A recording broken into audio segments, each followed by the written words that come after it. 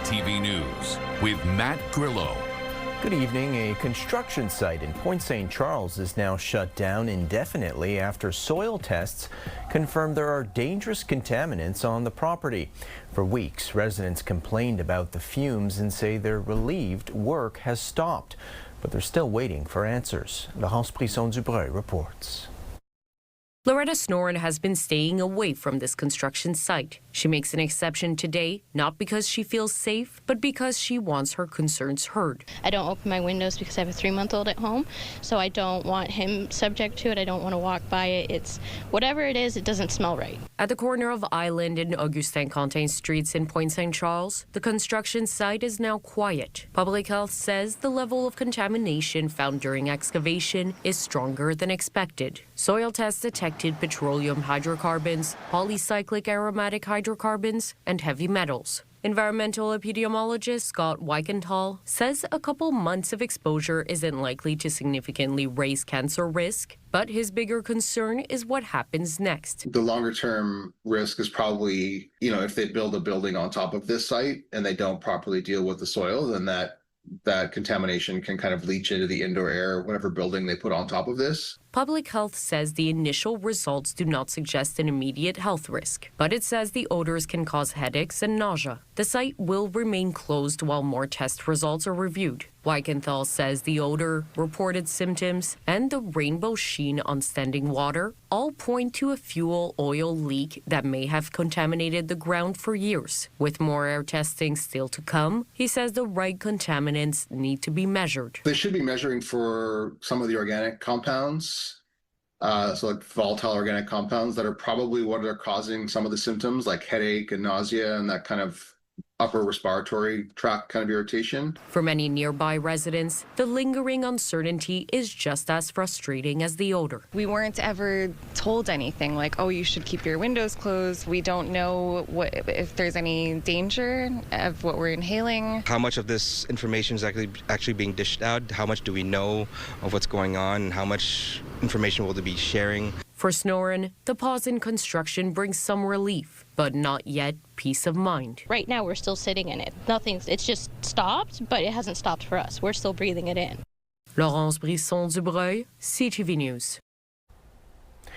More than a month after major flooding in Pierrefonds-Roxborough, piles of garbage and contaminated material still litter several streets. On June 20th, severe thunderstorms dumped about 150 millimeters of rain, causing hundreds of homes in Pierrefonds-Roxborough and Dollard-des-Ormeaux to flood. Today is the last day for the special collection of flood-damaged items in Pierrefonds. Here's what some residents had to say on efforts to clean up the streets. I think the city, I don't care what anybody says, I saw those guys, 2 guys per truck. They were at my house for 5 hours, just those 2 guys. And I brought them out water, I actually tipped them both a little bit too, because that's a hard, tough job, man. And that's all they were doing every day, just like slugging and throwing that stuff out, slugging and throwing that stuff out, I think they did an excellent job. I know today they said there was going to be a trash pickup, and we're really hoping that's going to happen, because otherwise, I'm not going to lie, I don't know where this is going to go, because we can't put it back. There's nowhere for it to go. The borough says after today, residents who still have materials to dispose of can use regular garbage services and the Saint Laurent Eco Center. Montreal Police Arson Squad is investigating after a window was smashed and a fire set at a bakery in the LaSalle borough. Montreal police say a 911 call was made around 2 a.m. Saturday morning about a fire at the Pâtisserie LaSalle on Newman Boulevard near Lees Street. Firefighters were able to stop the flames from spreading to the adjoining businesses. Incendiary material was found on the scene. Damages to the building are minor. Montreal police are investigating after a 26-year-old woman was stabbed this afternoon in downtown Montreal. Police say it happened near Bleury and de la Concorde streets around 4:45. Despite suffering serious injuries, the woman is in stable condition. Police say a suspect fled the scene. No arrests have been made and the investigation is ongoing.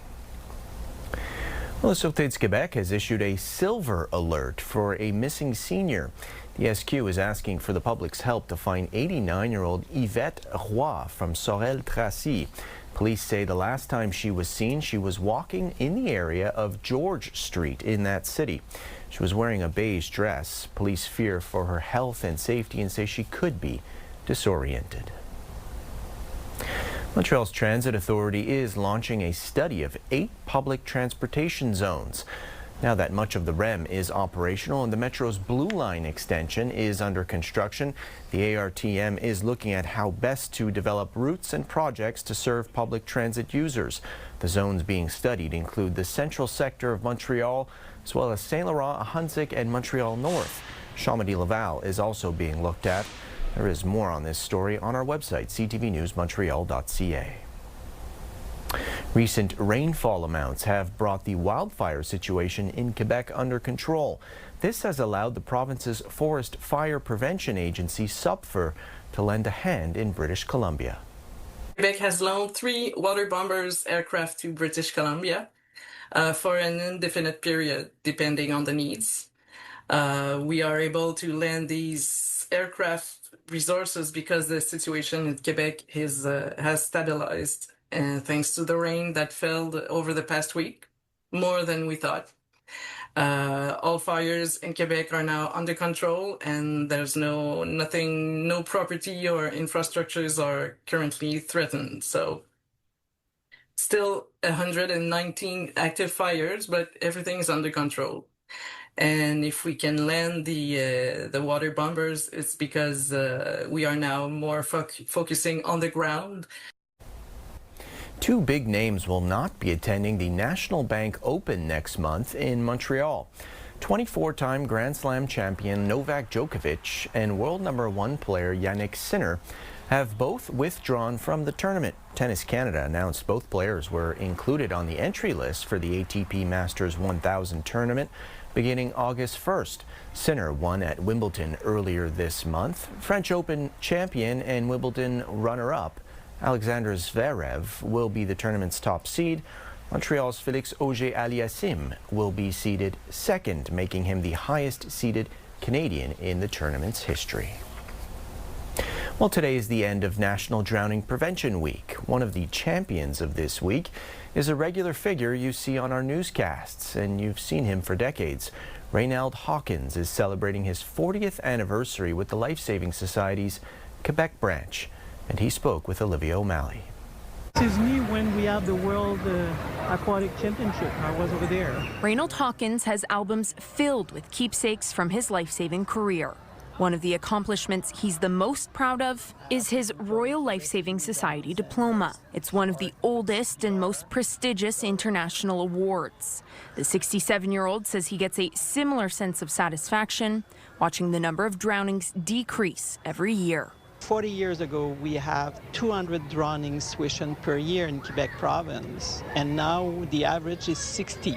Hawkins is celebrating 40 years working for the Life Saving Society's Quebec branch. And this is me as a lifeguard. But his career really started in a lifeguard chair on the beaches of St. Agathe at 15 years old.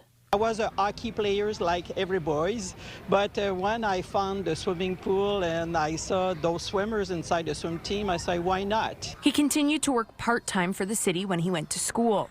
Hawkins earned a bachelor's degree in physical education from UQAM. Then in 1986, he became the technical director at the Life Saving Society, and 4 years later, he became the executive director. I'm a teacher first, and for me, this is the opportunity I have to teach and try to change your behavior about water and have fun with water, but we also say you need to follow aquatics and boating safety tip all the time. Over the past 4 decades, he says his main mission has been to prevent drownings. He is the Life Saving Society's French spokesperson for Canada and main spokesperson in Quebec.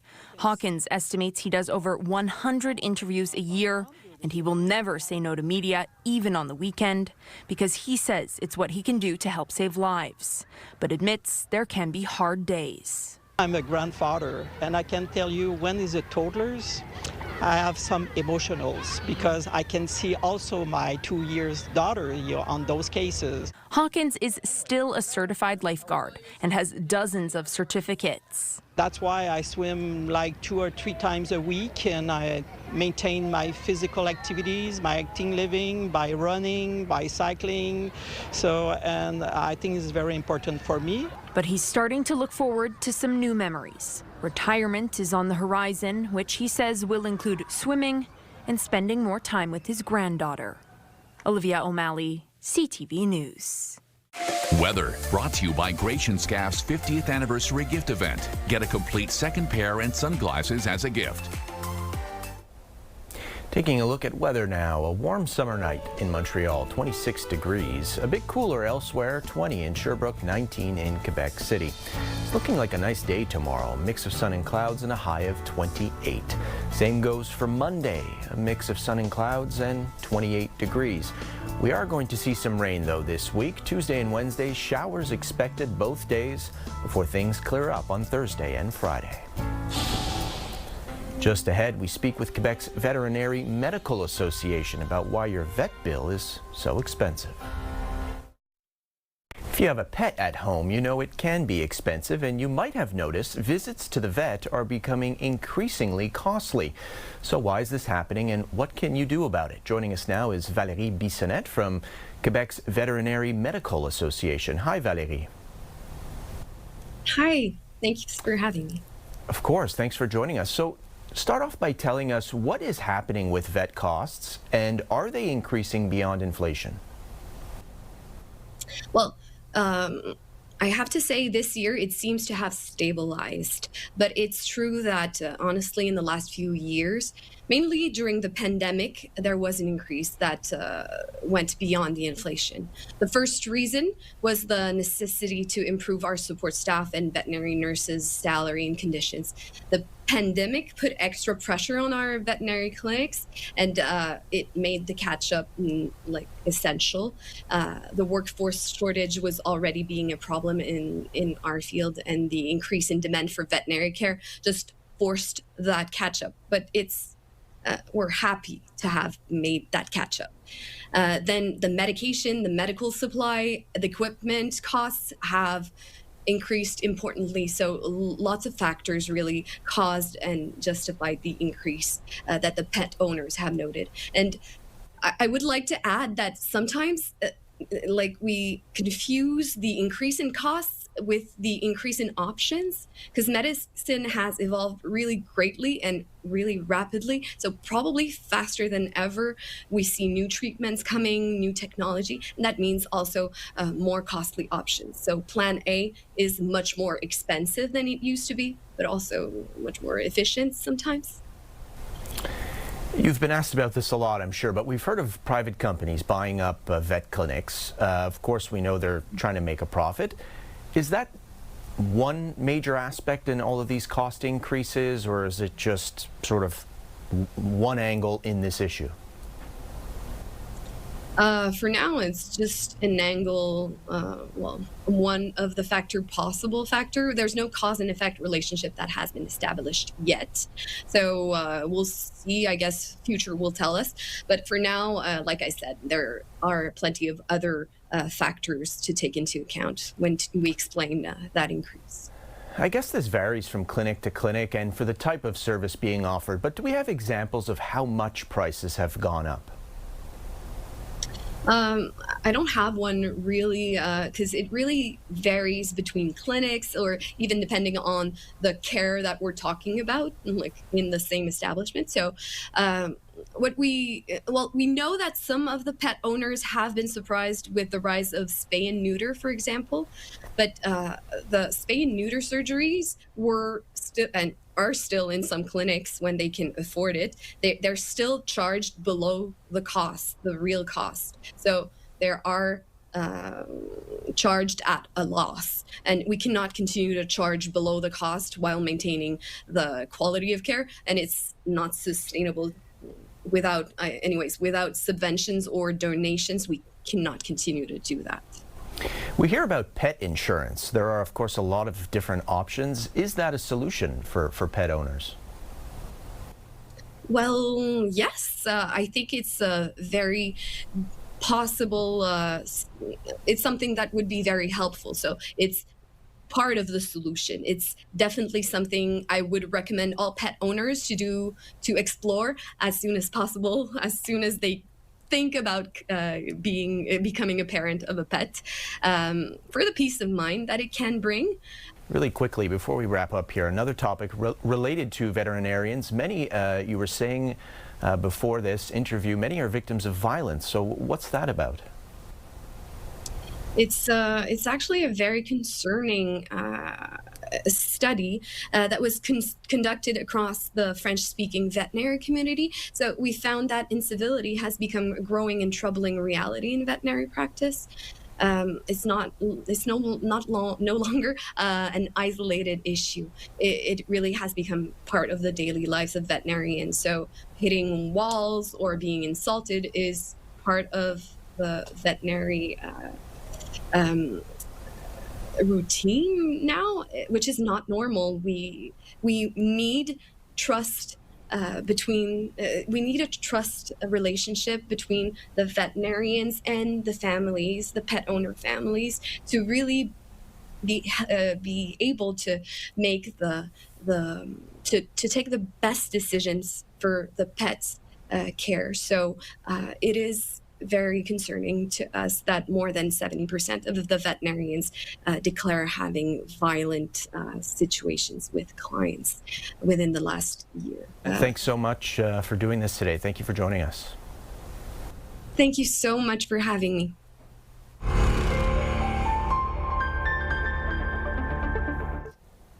Time now for our In Case You Missed It, a warning to people buying used cars. There is a device that plugs into a car and prevents the mileage from adding up. A mechanic on the South Shore found one just by accident. Sweeta Rassi explains. It all started with a repair at this garage in Saint-Isidore-de-la-Prairie. Last week, a customer brought in their car for maintenance. Owner Maha Durij says nothing was out of the ordinary, so as a final check, he took the car for a test drive. But something didn't add up. We drive it for 70 kilometers. So when we came back to the shop, we saw that the trip was still on 0.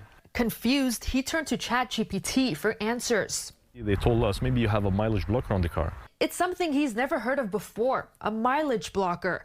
But after doing some research online and taking a closer look into the car, he found it. And we were shocked. And later that night, I made a video on Facebook.